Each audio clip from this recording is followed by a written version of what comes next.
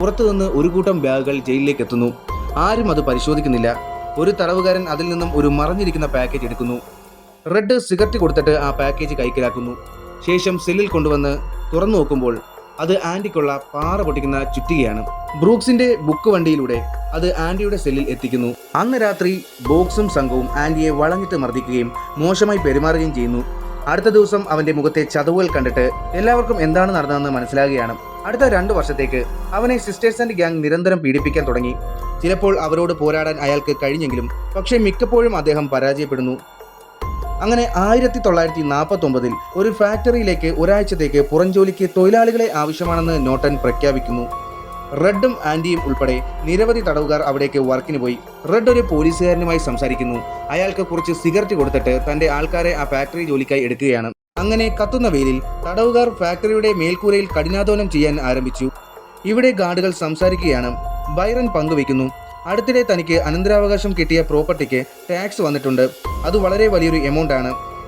അത് ഒളിഞ്ഞുകേട്ട ആൻറ്റി റെഡിന്റെ മുന്നറിയിപ്പ് അവഗണിച്ചുകൊണ്ട് തന്നെ ആ പോലീസുകാരനെ കാണാൻ സമീപിക്കുന്നു. ആൻറ്റി ചില ചോദ്യങ്ങൾ അവനോട് ചോദിക്കാൻ ശ്രമിക്കുമ്പോൾ ബൈറൻ ദേഷ്യപ്പെടുകയും മേൽക്കൂരയുടെ അരികിലേക്ക് അവനെ വലിച്ചിഴക്കുകയും ചെയ്യുന്നു. തള്ളിയിടുന്നതിന് മുമ്പ് തന്നെ ആൻറ്റി അവന് കുറച്ച് ഉപദേശം നൽകുന്നു.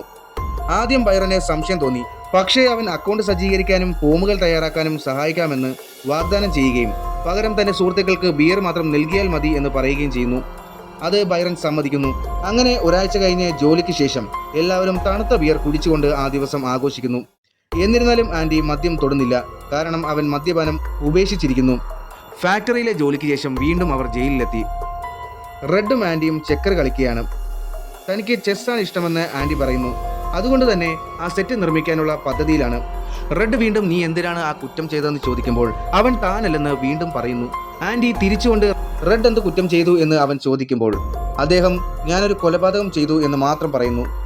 പിന്നീട് അവൻ തന്റെ സെല്ലിലെ ചെസ് പീസുകൾ കൊത്തിയെടുക്കാൻ തുടങ്ങുകയാണ്. ചുവരിൽ ചില പേരുകൾ എഴുതാൻ ചുറ്റികയും ഉപയോഗിക്കുന്നു. അന്ന് രാത്രി ഒരു സുന്ദരിയായ നടി അഭിനയിച്ച ഒരു സിനിമ കാണുകയാണ്. അവൻ റെഡിനോട് ചോദിച്ചു അവളെ ജയിലിലേക്ക് കൊണ്ടുവരാൻ പറ്റുമോ എന്ന്. റെഡ് തമാശ രൂപേണ ഒരാഴ്ച സമയം തരൂ എന്നാവശ്യപ്പെടുന്നു. പുറത്തേക്ക് പോകുമ്പോൾ ആൻറ്റിയെ പെട്ടെന്ന് സിസ്റ്റേഴ്സ് ആക്രമിക്കുന്നു.